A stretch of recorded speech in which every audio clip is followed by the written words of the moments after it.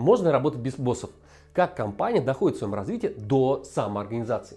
По каким законам развивается организация? Какова ее эволюция? Как организация переходит от одного уровня развития на другой? Хотите разобраться в спиральной динамике и понять, что же такое бирюзовая организация?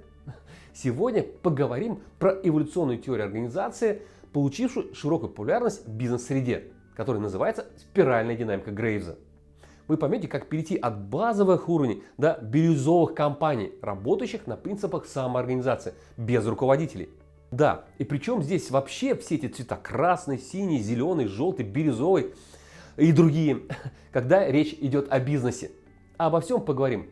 Хочу предупредить, что в рамках данного видео я не буду очень подробно рассказывать именно о бирюзовых компаниях. Если вам тема самоорганизации интересна, напишите в комментариях.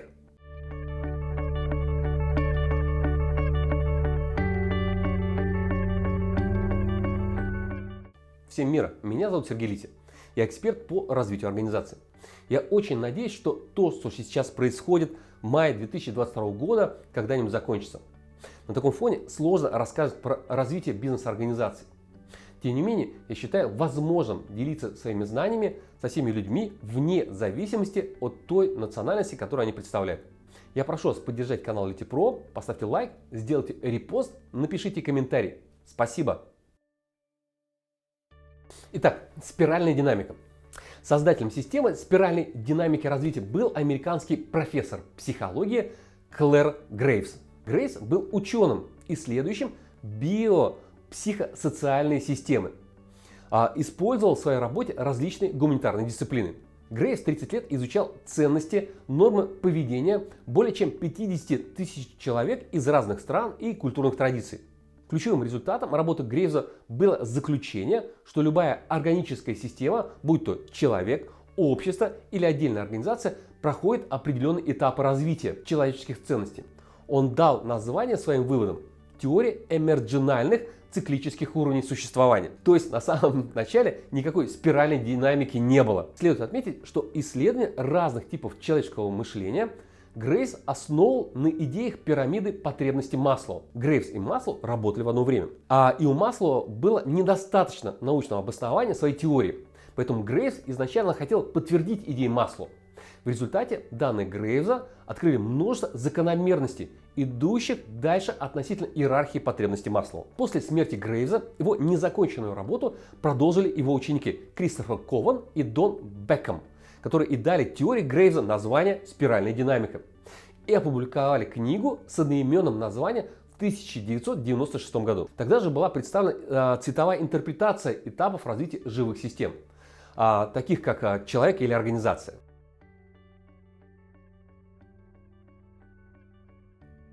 Что ж, с историей разобрались, давайте займемся сутью спиральной динамики. Поймем, как развивается организация, как провести диагностику текущего состояния и понять, какие практические выводы можно сделать, исходя из данного подхода. Выделяет 8, а некоторые 9 уровней развития организации, о которых я расскажу подробнее. Но сначала хотел бы обратить внимание на принципы спиральной динамики. Первый принцип – доминанта. В организации, как правило, нет единой цельной культуры, но всегда есть доминирующая культура, которая задает принципы управления. В этом смысле любая организация, она многоцветна. Второй принцип – конкурентоспособность. Нет плохих или хороших типов культур. Есть конкурентоспособные и неконкурентные способные культуры. Поэтому нельзя говорить, что зеленый уровень лучше красного. Все должно соответствовать целям и задачам системного лидера. Третий принцип – последовательность. Развитие корпоративной культуры происходит последовательно. Нельзя перепрыгнуть через уровень. Нельзя из красного переключиться на бирюзовый. Четвертый принцип – фундамент. Новый уровень корпоративной культуры внедряется за счет хорошо работающих инструментов предыдущего уровня. Эти инструменты являются фундаментом для следующего развития. В этом смысле уровень развития сродни кольцам на дереве. Переходя на уровень выше, нет потери компетенций, приобретенных ниже по иерархии развития. Пятый принцип – кризис. В ходе развития организации меняется тип корпоративной культуры. Это происходит через кризисы управляемости. Кризис в данном случае является толчком для перехода на новый уровень. Или отката назад. Шестой принцип – препятствия. Те принципы, за счет которых корпоративная культура развивалась и становилась сильнее, через какое-то время становятся главным препятствием, разрушающим организацию. При переходе сильная сторона предыдущего этапа является ключевой проблемой последующего. Седьмой принцип – фон. При переходе к новому типу корпоративной культуры старый тип никуда не девается, остается в организации, как вполне обыкновенное и всем привычное явление, ну или фон, являющее основой для остальных типов культуры. Об этом я немножко уже говорил. Восьмой принцип – маятник. Развитие происходит от индивидуалистической культуры к коллективной, а потом обратно. Об этом мы поговорим подробнее. Девятый принцип – мимикрия. Организация может деградировать, мимикрировать на ниже находящийся уровень культуры вследствие непрохождения кризисов. Причем может провалиться сразу на несколько уровней вниз. Например, это может произойти из-за того, что старые проверенные инструменты предыдущих уровней развития оказываются незаслуженно забытыми. Десятый принцип – лидерство. Для развития организации лидер должен находиться на уровне выше, чем культура организации в текущий момент. Развитие корпоративной культуры организации происходит только за счет улучшения менеджмента лидеров организации. Итак, какие уровни выделяются и чем они характеризуются? Прежде чем ответить на данный вопрос, я прошу вас поддержать канал LTPro. Поставьте лайк этому видео, сделайте его репост, напишите комментарий. Спасибо. Бежевый. Первый уровень отражает самые ранние периоды существования у человека. Это младенчество и выживание в дикой природе. На этом этапе нет никакого чувства коллективного единения, только самовыживание. Ценность этого уровня – это базовые физические потребности и ощущение безопасности. Любой стартап сталкивается с большим количеством сложностей. Хотя бежевый уровень – это даже не стартап в полном понимании этого слова. Руководство компании сосредоточено на достижении ровно одной цели – выживания. Структуры в таких организациях нету. Лидерство не выражено, нет команды, есть группа людей, сфокусированная на поиске и апробации жизнеспособной бизнес-идеи. Это больше похоже на общину без явного лидера, чем бизнес-организацию. Поэтому это индивидуалистический уровень маятника спираль. Если бизнес-идея как-то сформировалась, показала минимальный уровень живучести, происходит некоторое упорядочивание. Не то, чтобы появилась какая-то четкая структура, но фиолетовый, второй уровень, он племенной. На бежевом уровне люди эгоистичны, больше сконцентрированы на себе. На фиолетовом появляется племя, организация как семья. Люди заботятся не только о себе, но и о своих коллегах. Поэтому это сторона коллективного маятника спирали. Главная цель этого уровня – поддерживать сплоченность коллектива. Появляются свои ритуалы, неписанные правила. Лидер в такой компании скорее отец. Структура не выстроена, бизнес-процессы гибкие, и все делают все.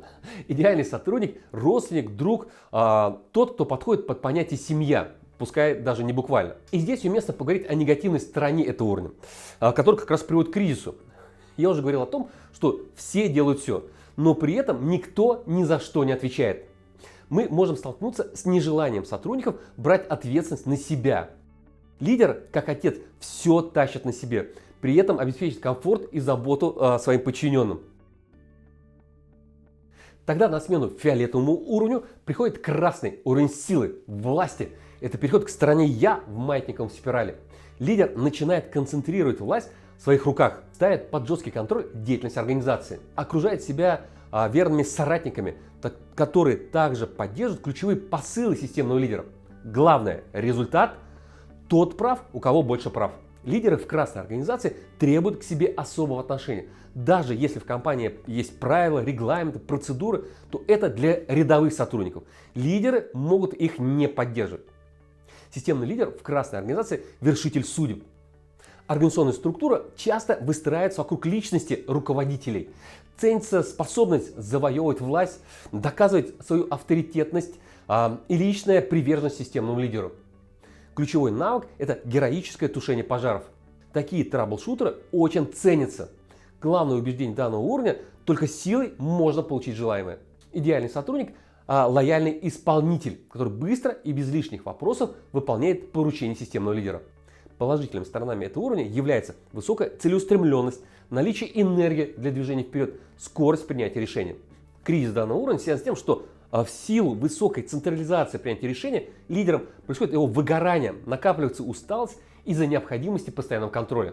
Таким образом, проявляются негативные стороны уровня. Подавление инициативы сотрудников, избыточная централизация принятия решений. Лидер как бы становится ограничителем системы, узким горлышком. Появляются священные коровы, руководители, которые сконцентрировали у себя власть и ресурсы и не хотят этим делиться. На смену красному уровню приходит синий, 4-й уровень, где главенствует дисциплина и порядок. Лидер начинает ценить не сиюминутное желание, а правила и стабильность. Коллективное взаимодействие определяется четкими регламентами, появляется культура правил.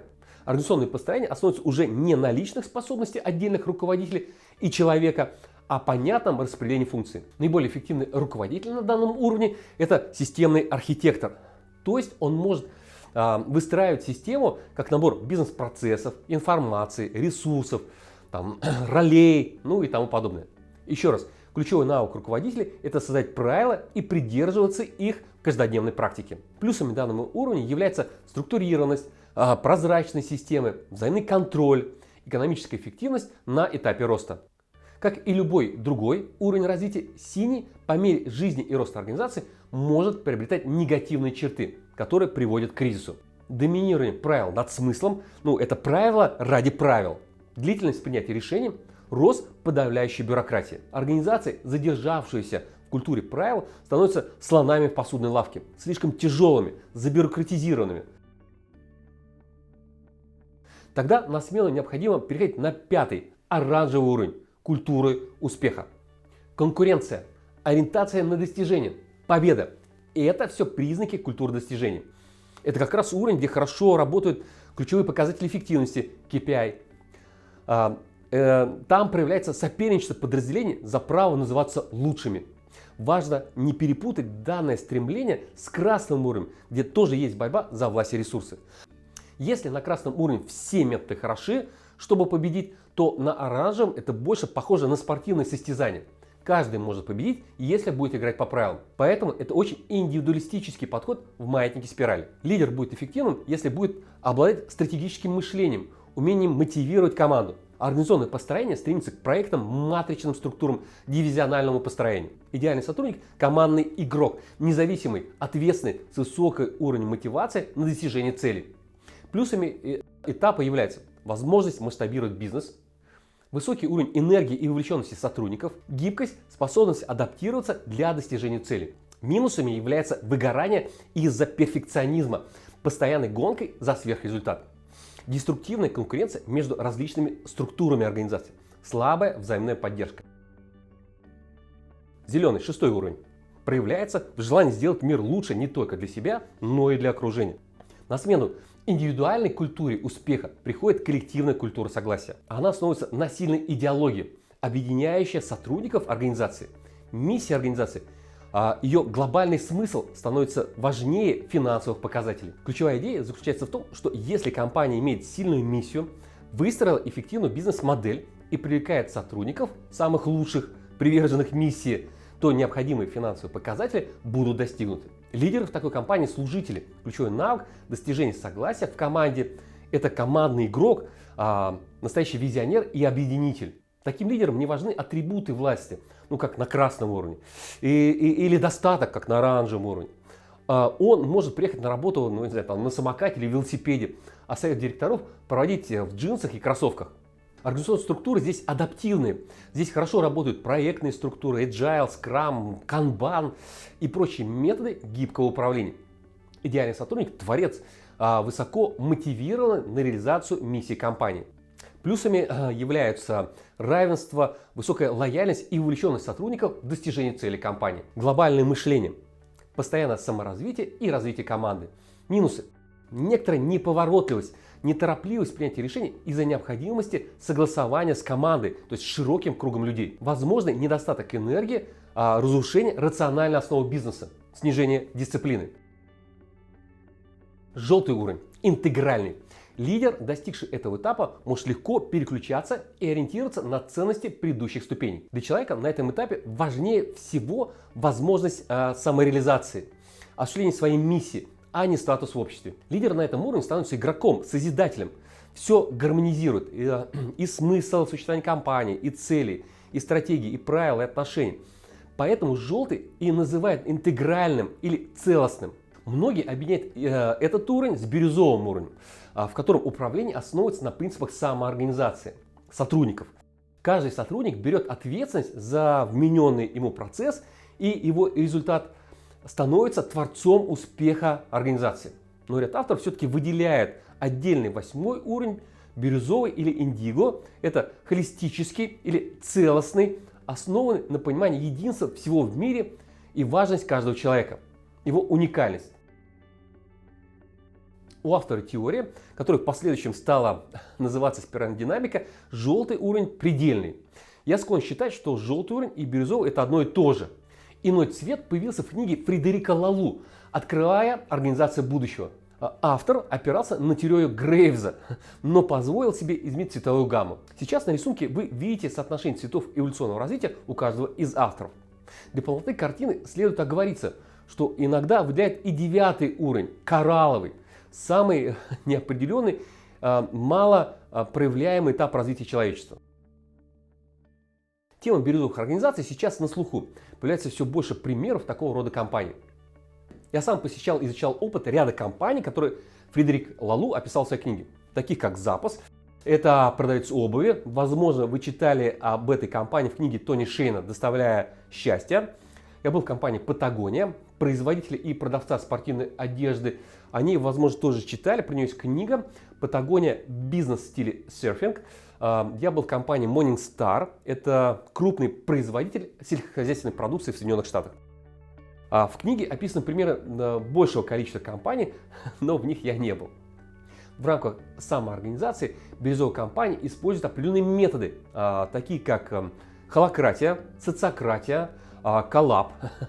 Обращаю ваше внимание, что бирюзовый принцип управления – это не бардак и вседозволенность. Это четкая система, в основе которой лежит весь опыт и компетенции, накопленные в процессе эволюции организации. Принцип управления в бирюзовых организациях – это история отдельного выпуска. Если вам тема интересна, то поставьте лайк этому видео, сделайте репост, напишите в комментариях. А на сегодня это все. Всем мира, увидимся!